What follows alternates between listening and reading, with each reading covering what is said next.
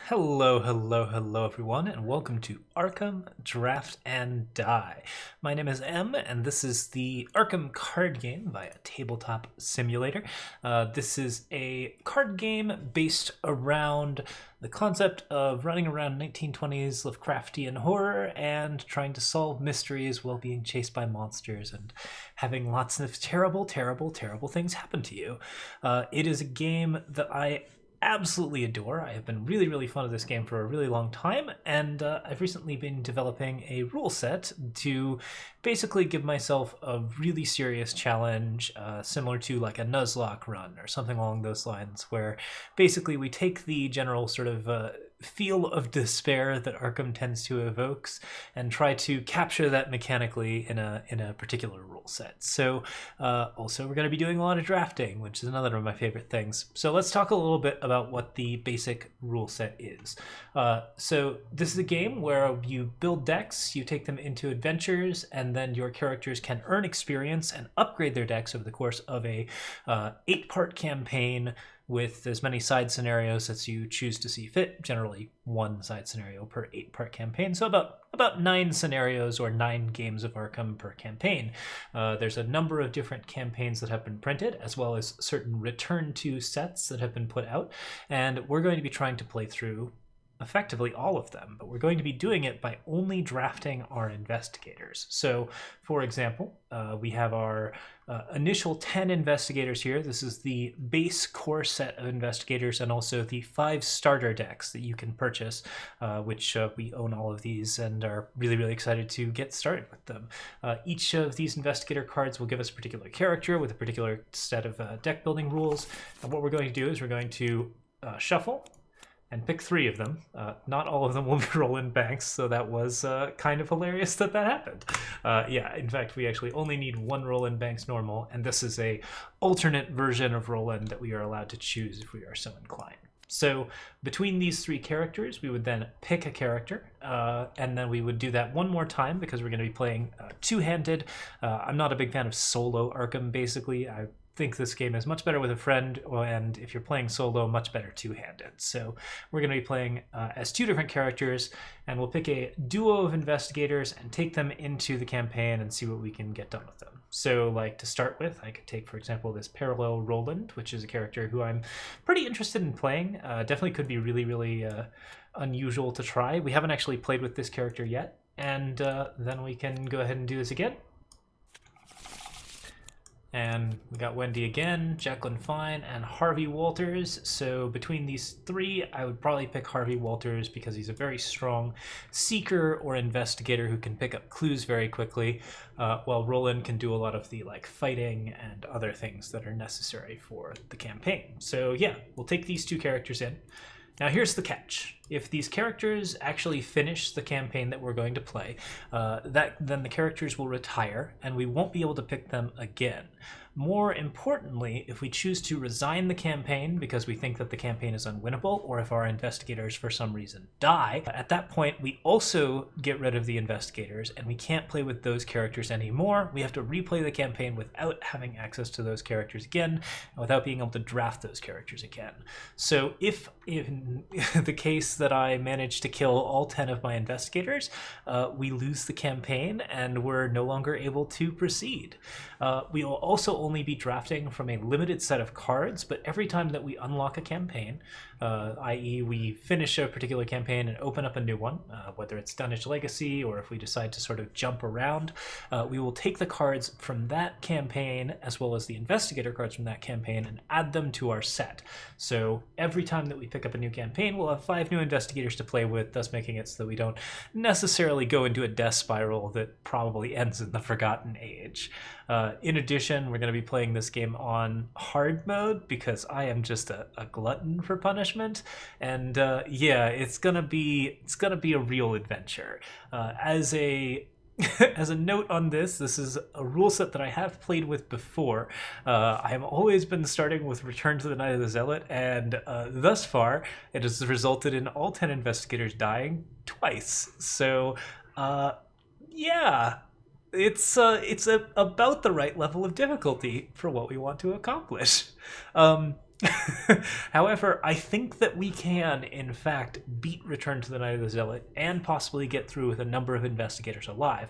So we're going to really try this time around, and we're just going to try to not make any mistakes, to draft our decks really well, and to pick good compositions with good characters, and just learn more and more about these campaigns as we go along. This will also serve as a really nice tour of all the different campaigns in Arkham. This is the core set, and I will say that I've played the core set 20-30 times at this point, and it is never not fun.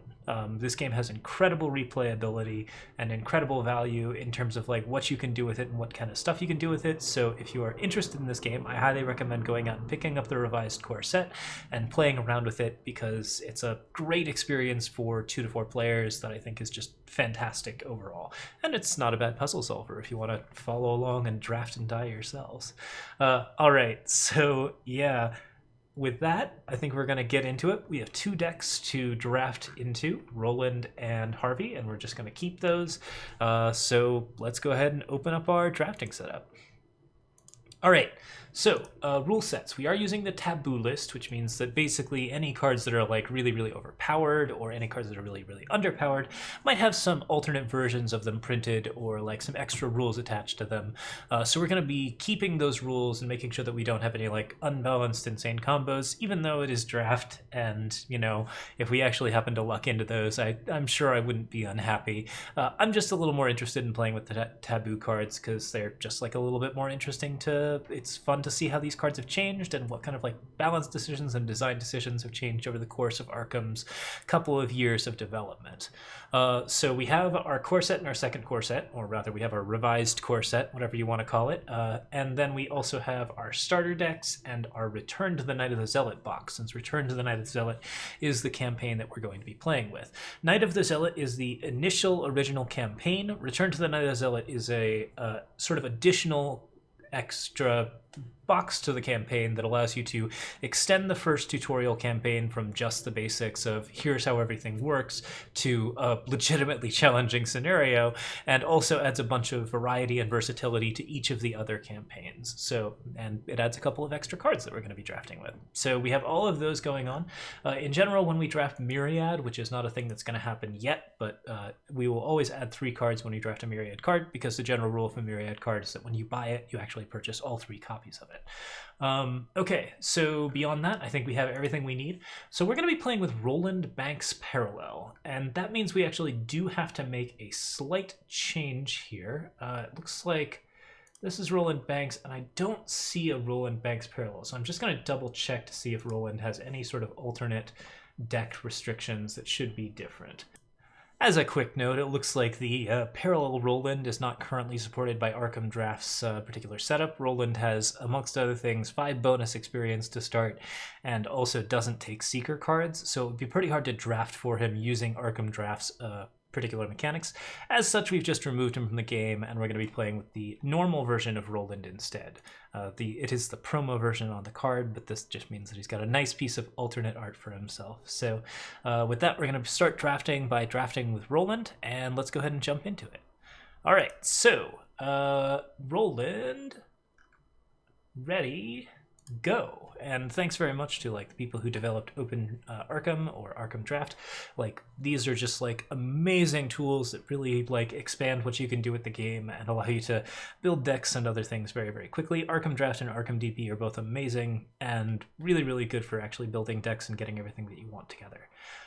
Okay. So, looking at Roland's stuff, we have Higher Education. This is a really powerful card that says that if you have 5 or more cards in hand, you get +1 will for the skill test, or +1 book for the skill test, depending on what it is that you're playing, what it is that you're spending. It's a little harder for non-Seeker characters to carry, particularly a Guardian that's only splashing in Seeker, because you're not going to have 5 cards or more in hand very often. I actually think that Stand Together is an insanely strong card that gives incredible economy to 2 players at once, and is just like really strong in this particular mode. So that's probably the card we're going to take first. In general, what we're going to do is we're going to prioritize economy, assets and skills that are going to give us like really, really big bonuses. So overpower is another really, really strong choice. But economy is kind of important because particularly in Guardians, you tend to have a hard time paying for stuff. So we're going to go ahead and throw a stand together down and see what happens. All right, we have clean them out, fight, and get 2 resources for fighting. So this is an action-intensive way to get resources. There's a card called Emergency Cash that will get you 3 resources, but in this case we actually get to get 2 resources while doing other actions. So it's a pretty good way to actually get some efficiency happening, and also it beats out research librarian and potentially higher education here. So we're going to take clean them out. Okay, third higher education offered, as well as a physical training for Roland. Now Roland does need fight a little bit more than he needs higher education's bonuses. I think that this is probably an okay card, and it's definitely better than Feed the Mind here. Like, I'm not really liking how many secret cards that were being offered so far, but yeah, we're going to take physical training here. I'm still passing on the higher educations, even though they do potentially give me book to allow me to investigate. Another Stand Together, that's a really good card, and an Overpower. I've actually gotten 3 resource generation cards this early. Stand Together is just insane though, so I'm pretty happy to pick it up, and I'm hoping that we get some Overpowers offered again at some point. Okay, First Aid, this is a really slow card that allows us to heal damage or horror. It's good for this particular mode because sometimes you just take too much damage or horror and you have to be able to deal with it. I also think that Counter Punch is fine. It's not great, but it's okay. I'd probably go with First Aid here. It seems like the best way to actually get about and do some interesting things. Greet Wagner. Greet Wagner is a really, really good option if you have good resources, which we happen to have already. We've gotten 2 Stand-Togethers, we've gotten to clean them out, so we're pretty likely to have the resources to play Greet Wagner, and that'll give us a bonus fight as well as the ability to discover clues while fighting. Both 2 things that we really, really need in Roland. The Perception is the other option that I think is really strong, but yeah, Greet is definitely going to be great here. Okay, now we're getting offered some other interesting stuff. Dr. Milan Christopher is an incredibly powerful Seeker ally. He's just really, really good, and even under the taboo list where he can only investigate once per turn, or he can only gain a resource once per turn, he's always been like one of the strongest Seeker allies. So it's tempting to pick him up, even though like Greet Wagner is probably going to better serve our particular setup. I think that, however, if we are actually looking at getting a lot of clues, we're going to be running stuff like Evidence to defeat enemies and pick up clues that way. So that seems like a solid option. Glory allows us to draw 2 cards after we defeat an enemy, and it's fast. I like that better than Preposterous Sketches, which draws 3 cards and slow speed and costs a lot of money. So yeah, we'll take a Glory. Another Clean Them Out, and an Emergency Cache, and Seleno Fragments, which I'm really not building hand size Roland, so I think we're going to go with the Clean Them Out here. The Emergency Cache is pretty tempting as well. It does give us like a solid amount of resources without actually having to force us into a fight action. Honestly, I think it's a pretty reasonable way to go. Both are pretty good. I'm probably going to go with the Cache here, especially since we have Greet Wagner, right? Because like that 5 is really hard to hit. Okay, Relentless. When you place excess damage on Relentless, you get to basically discard it to gain resources. So like if you shoot somebody with a gun for 2 damage, you get more resources. This is a slow and fairly ineffective way to get a lot of resources. I'm not a big fan of this card. I think that Flashlight is actually really, really strong though, because it allows us to investigate low locations. So we're going to go ahead and grab that, and we'll talk about why Flashlight is good later, because you can do some cool things with low strat locations. Okay, Unexpected Courage and Perception are both strong. Unexpected Courage is just like really, really good for committing to certain tests. I think in terms of skill tests, we actually want to prioritize cards like Unexpected Courage, because one of the things that's going to happen to us pretty frequently is we're going to pull some will tests in this particular campaign. And will tests are difficult. Like they are, some of the ones that we will have will be like 3s, and if we fail, we take a bunch of damage. So like basically we're always going to be comparing our 3 will against like a larger number or an equivalent number, and if we fail, pretty bad things will happen to us, especially things involving horror, which Roland Banks does not have a lot of sanity. So we're going to go ahead and take the Unexpected Courage here, and hopefully that'll be really effective. Okay, Flesh Ward is very cool. This is better than a First Aid for sure. I think that second Greet Wagner is probably the better card, but I do like Flesh Ward. I think it's a pretty solid option, and you can just basically use it to cancel damage and horror constantly, which is really, really useful for tanking. The Guardian does need to tank some, and also needs to take a lot less horror, but I think that Greet is going to be fine here. Another Unexpected Courage. Again, think that card's really strong. We definitely want to take that. And now we have some interesting choices. We have an amulet slot Disc of Insomnia, which allows you to automatically deal damage to an enemy. This is interesting because it allows us to basically like have Roland choose to engage enemies in weird ways. I think it's okay. Generally, like as a guardian, you want to be able to kill a lot of monsters anyways, so it's not like a hugely important thing to have Disc of Insomnia. We probably aren't going to be playing boxing gloves though. It does give us spirits, and we actually seem to have a lot of spirits, but I'm pretty sure that boxing glove Roland is just not going to really work for us. We're going to be looking for guns. So Dr. Milan is the other option. Again, I have a Greet Wagner already. I have 2 Greet Wagners already, so I'm good on ally slots. I would probably be pretty happy with Disc of Insomnia. Okay, 2 new allies. We have Guard Dog, which is a pretty solid way to deal damage to enemies whenever like they're attacking us. Like there's some cool ways that you can use this, and it soaks a lot of damage. I think Beat Cup's a better card though. Soaks a lot more, and you can also discard it for quite a bit. And it soaks horror, which is pretty important. So we'll take another ally here. Really don't have a choice on that one. Okay, looks like we're just gonna be awash in resources for this run. That's not a big deal, but important to know. Okay, Mind Over Matter is not very good for Roland. We're getting a lot of Seeker cards once again, and not a lot of like Guardian cards, so this draft's not going great. But I do think that Barricade can be useful, particularly in the first scenario of the game. It'll be especially nice for Roland because he can basically like prevent himself from getting hunted while, well, Barricade isn't fast, so... None of these cards are good though, so I think we take the Barricade. Alright, finally a good card. Vicious Blow is incredibly strong. You can commit it to tests, and if you fail, you're not going to deal the extra damage to enemies because it only works if the skill is successful during the attack. Old Book of Lore is okay too, but yeah, Vicious is just really, really strong. Burning the Midnight Oil is a great way to gain resources. I think we actually have enough resources for once. Like, we definitely got all the econ we could want. So let's go ahead and take the Overpower here because that's going to be really, really strong. Monster Slayer, this is a good fight action that gives us a lot of extra damage. I think this is very solid. We'll definitely want this. Hyper Awareness, books or speed. Roland doesn't really need speed, and it's a meh way to gain books. I'd honestly probably rather have Burning the Midnight Oil, even though it looks like Roland's kind of just awash in resources at the moment, but being awash in resources is better than nothing. Flashlight's great.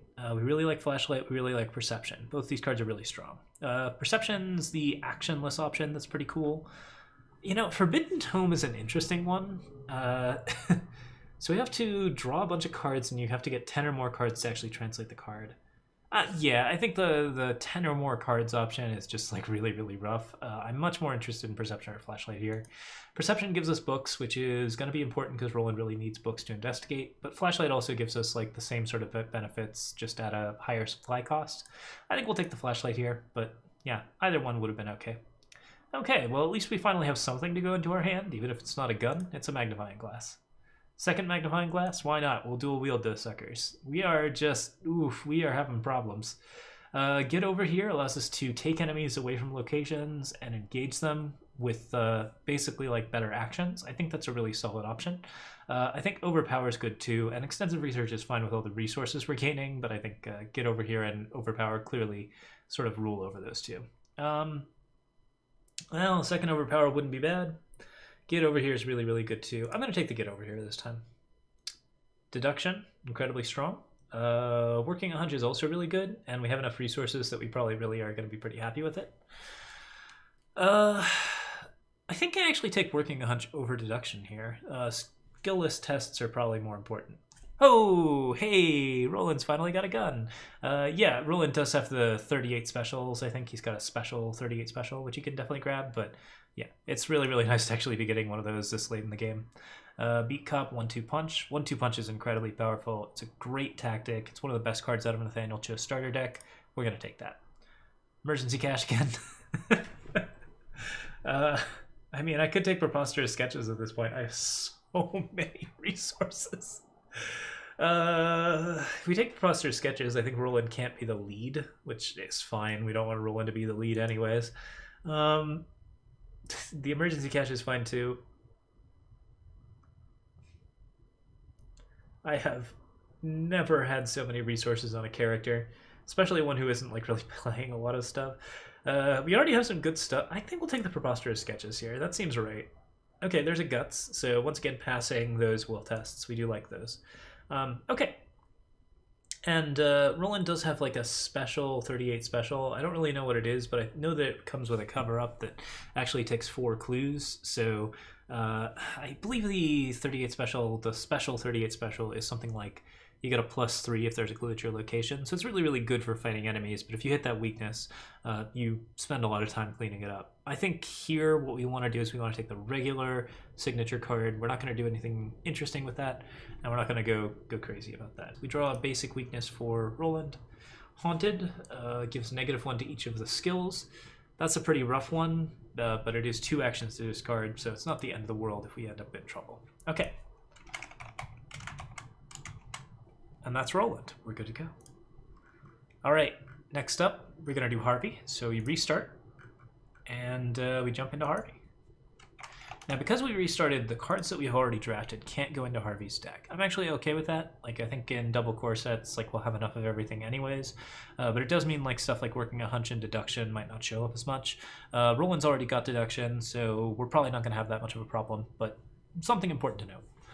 Okay, so here we go. And we'll try to always restart when we're doing this. Sometimes it might, if it doesn't work out, I'm not going to worry too much about how many cards are in each character's deck or anything like that. All right, or how many copies are, like, if you share a bunch of copies. We'll figure it out. Anyways, Harvey Walters. Okay, so Econ matters, and for Harvey, it's a pretty critical one. Mind Over Matter is a very strong card as well. We think it's a very, very important one. Harvey's going to be doing a lot of Econ through like cryptic writings and things like that, but Emergency Cash is still a solid card. Even if it doesn't commit, I think it's very, very worth it. Old Book of Lore is also nice because it gives Harvey the option to draw a card as an action with a really like interesting method that allows him to search the top 3 and shuffle the remaining. Old Book of Lore is really strong, but I think that Emergency Cash is better. Perception, yep, we absolutely want that as Harvey. That's always going to be good. Barricade's nice too. Roland's already got one, but Harvey's going to do better with it. Cryptic Writings is re-econ, and it's very good econ for Harvey. I'm happy to take this. Second Cryptic Writings, seems great. Laboratory Assistant also seems great. We're going to take the Cryptic Writings, though. Another Perception, more card draw, always good, and also more books. Overpower, not really worth it. Mind Over Matter, extremely good. Probably going to take the Perception, though. Another Mind Over Matter, and a Witten Green. Okay, so Witten Green allows us to search for tomes and relics, and also gives us an extra book when we have a tome and relic. She's a pretty strong card. We could play a pretty high tome character with Harvey, because Arcane Enlightenment's available, and Witten Green's available. So, you know, like, that's a kind of, like, pretty interesting option. The one thing, though, is that Dr. Milan Christopher probably going to come up at some point, and if we manage to pick 2 of those, we're going to be pretty happy. I also really, really do want Harvey to be able to do like good evade tests and things like that, so I'm kind of thinking the Mind Over Matter might be more important than the Witten Green. Witten Green is amazing, though. Allies are just really, really strong. It's always good to have 2 allies. I would be very sad if we didn't see another ally after this, but more on card 5, I think we take Mind Over Matter here, because it just fills a important thing that we really, really need. Guts, great. Preposterous Sketches, fine. Can we play Mind Over Matter only during our turn? Okay, so not during the Mythos phase. Forbidden Tome is a tricky one. It gives us card draw, but it also means that we basically have to, like, yeah, I wouldn't say it's great. I think Guts is solid here. Harvey's already got 4 will, but, you know, I'll take the Preposterous Sketches probably for the card draw. Dr. Milan Christopher, like I said, really, really powerful card, so we're going to take it. Encyclopedia and Arcane Enlightenment are both fine. I really don't care for Arcane Enlightenment all that much. We don't need to play hand size Harvey all that much. Unless we get like a couple of the Seleno fragments, which really does help our books quite a bit. And also, you know, it does help for higher education and things like that. But by and large, I don't think Arcane Enlightenment is super necessary here. The one thing about it is it does just commit for 2 will, which is actually really strong. Witten's fine, and Encyclopedia is pretty average. I think Arcane Enlightenment is actually good here. Second Milan Christopher, we take that. And now that we have 2 Milan Christophers, I'm pretty happy to play Higher Education. Go ahead and pick that up. Occult Invocation, strong card, but doesn't work with the Higher Education, so we are going to have to get some card draw going. Mind Over Matter, like we said, we really want Harvey to be able to do that. Occult Invocation number 2. Okay, Harvey's doing good against monsters now, which is super solid. We still need to get him ways to actually get to like other other stuff, but pretty neat. Laboratory Assistant draws 2 cards for 2 and also gives you some Horror Soak. I think Guts is more important here. Another Higher Education and an Unexpected Courage. Between the two, I might take the Unexpected Courage. It just gives us the ability to evade monsters a little better, which I think is important, because sometimes that's one of the things that can really happen to Harvey that's bad, is just getting like a really, really rough time off of that particular setup where you get into a monster fight and you just can't do anything else. So evading is pretty important. We need the ability to do that on occasion. Burning the Midnight Oil is great. Burning the Midnight Oil is still great. Old Book of Lore, solid way to draw cards, solid tome. Barricade is fine here as well. We'd be okay having one of these in Harvey's deck. It commits for one of everything, and it's solid overall. Okay, we already have an Arcane Enlightenment, so Solano Fragments seems great. Preposterous Sketches is also really fun if we have enough skills and like other things going on. I think Solano Fragments is probably a little bit more important because it gives us that book value. And Magnifying Glass also gives us book value, so now Harvey can really start doing some pretty serious investigations. The higher we can boost our books over the course of the game, the less cards we have to commit in general, the more we can hold in our hand for Solano Fragments and other shenanigans. At this point, I'll take another Arcane Enlightenment over, I think, Old Book of Lore, although it's more for the hand size than for the tomes. Extensive Research is amazing. We can reduce this down to some pretty significant amounts and then use it to just pull a bunch of clues. Laboratory Assistant draws 2 cards, and that's better than Encyclopedia here, I think. Deduction is the most powerful secret card. It's just the best card, so we take it. Forbidden Tome, that's an option at this point. It might be really fun to take a tome. I haven't done this yet, but I passed a lot of Old Book of Lores on the way here. I still think Unexpected Courage is a better card, but Forbidden Tome, untranslated, we could potentially translate it, and if we did, I mean, we already have most of the card draw we need. We must have most of the other stuff.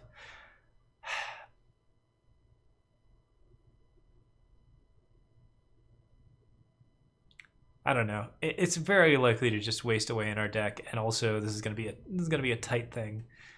But I think we're doing well enough in our particular setup that we can have a little fun. We'll take the Forbidden Tome. Working a hunch is great. Free clues, we want those. Emergency cash is great. That's resources for lots of things that we want to play. Higher education is great. It's just good to have 2 copies of that. I think we'll take the working a hunch here. Second Magnifying Glass, nice. Yeah, I mean, with 2 hand slots, we can actually do that. We have the Arcane Enlightenment, so we can play tomes and glasses and just like have insane investigation. Throw a Higher Education instead of an Encyclopedia, and we have like really, really good just everything that we need. I think at this point we take the Laboratory Assistants. They don't really help us with Christopher, but like they are ways to like get a lot of cards overall and actually solve our tomes. So yeah, we'll take the last Laboratory Assistant, and that'll be good. And oh god, did I miss? No, I had 2 Christophers already, so we're good to go. What's our basic weakness? Psychosis. After you take a horror, take a direct damage. Ooh, that's rough. Harvey can't take a lot of damage. He's got like 7 health, and he takes damage every time that he draws his weakness, so we're not super excited about that. But we'll go ahead and export it and set it up. All right, that's the drafting phase done. So with that, let's jump into it.